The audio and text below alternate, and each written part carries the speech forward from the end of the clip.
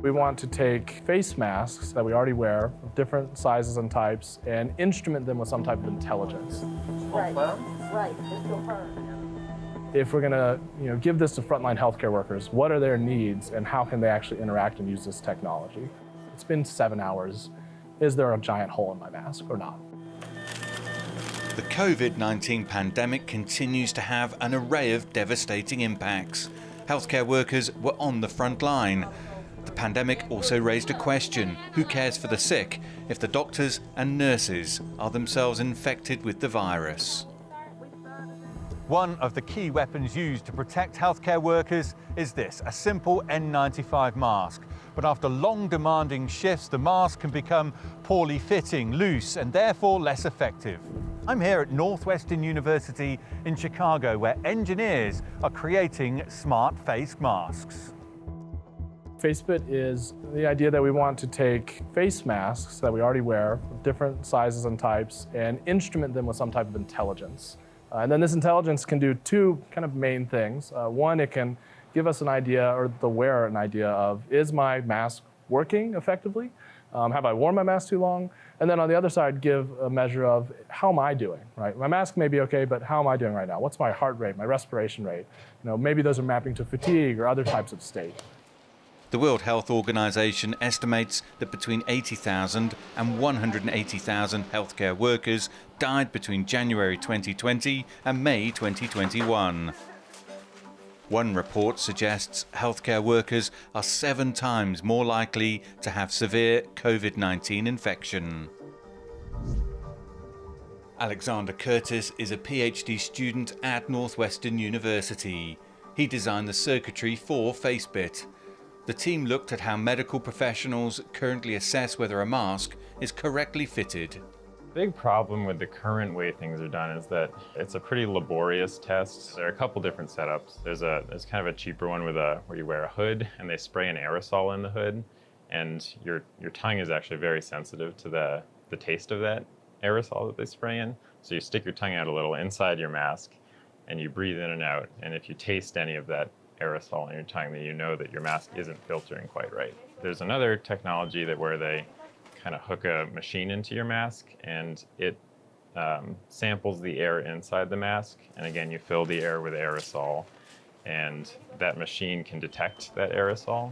The problem with that is that there's no real-time information that they ever get. If a nurse is struggling with a code, like a heart attack patient, and their mask shifts a bit, they're not going to have any real-time feedback that their mask is no longer fitting properly.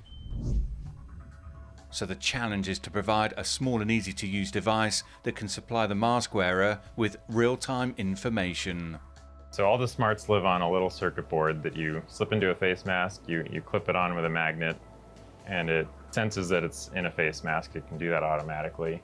And as soon as it senses that it's in a face mask and it's being worn, it starts reporting different health metrics. So it uses a temperature sensor to give you your respiration rate. It uses a pressure sensor to give you a measure of mask fit that we developed. And it uses the accelerometer to give you some heart rate data. Blaine Rothrock's job on the project was to develop the phone application. The app can alert the user when issues arise. So if you think about something like Fitbit, it's a similar thing. It's streaming to a device. And what that does is it just broadcasts over Bluetooth. Your phone picks that up.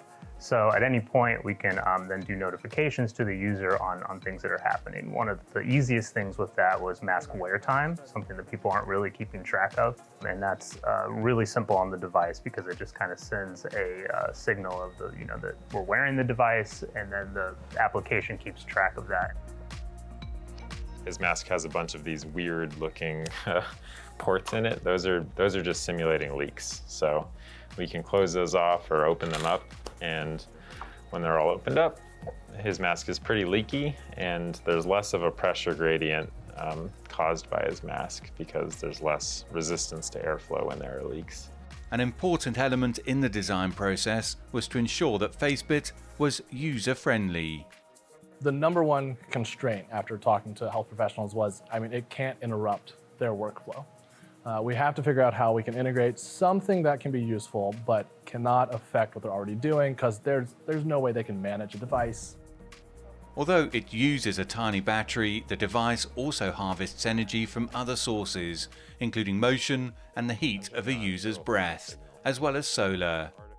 Our lab's focus is actually on battery-free electronics, so little devices that don't need a battery at all to operate.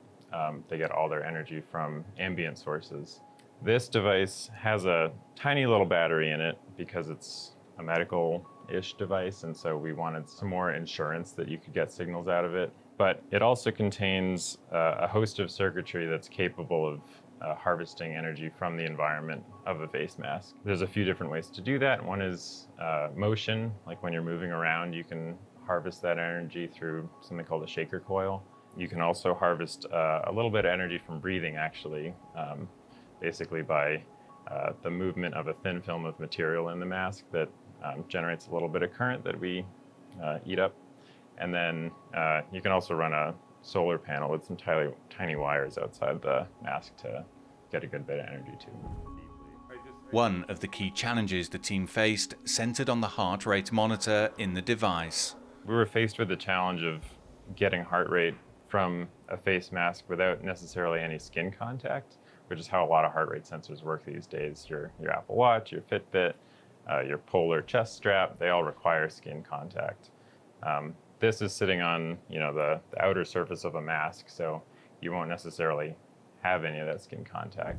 The way we solved that was by using our accelerometer to measure the tiny accelerations of your head that occur every time your heart beats. It's not something that you or I can see or sense, but your head bobbles a little bit, and we can pick that up. There is still some work to be done before FaceBit's mask fit technology becomes a working reality. The mask fit itself and mask fit has been really something of an open problem for a long time in industry and in these different types of practices where fit is essential.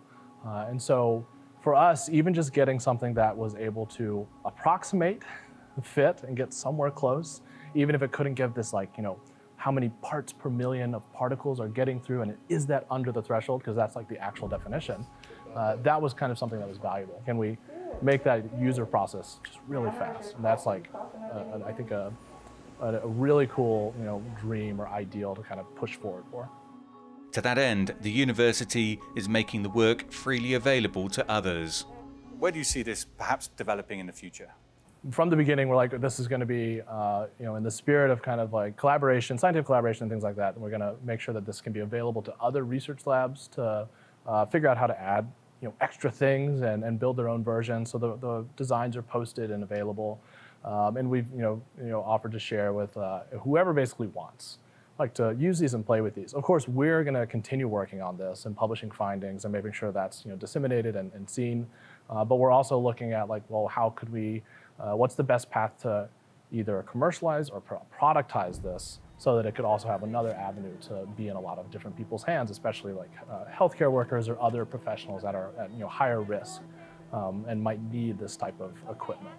So those kind of two areas of enabling an open source research community to build on top of what we've made so they don't have to start from scratch, which could have major outcomes. And then can we figure out avenues to commercialization either with ourselves or others so that this can be broadly available at scale. It's all finished. I know you want more Razor stories, so don't forget to like, comment and subscribe and hit the bell button below for notifications. We'll see you soon.